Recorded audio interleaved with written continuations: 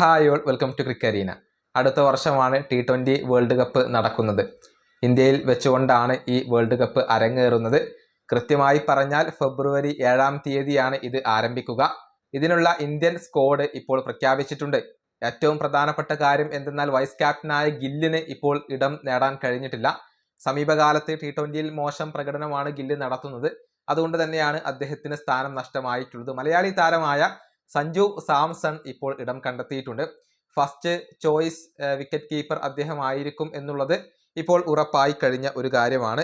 ഏതായാലും എന്തുകൊണ്ടാണ് ഗില്ലിനെ ഒഴിവാക്കിയത്, അതിനുള്ള ഒരു വിശദീകരണം ഇപ്പോൾ സെലക്ടറായ അജിത് അഗാർക്കർ നൽകിയിട്ടുണ്ട്. അതായത് ഫോം ഇല്ലാത്തത് കൊണ്ട് തന്നെയാണ് അദ്ദേഹത്തെ ഒഴിവാക്കിയത് എന്നാണ് അജിത് അഗാർക്കർ പറഞ്ഞിട്ടുള്ളത്. അദ്ദേഹത്തിന്റെ വാക്കുകൾ ഇങ്ങനെയാണ്: ശുഭ്മാൻ ഗിൽ എത്ര ക്വാളിറ്റിയുള്ള താരമാണ് എന്നുള്ളത് നമുക്കെല്ലാവർക്കും അറിയാവുന്ന കാര്യമാണ്.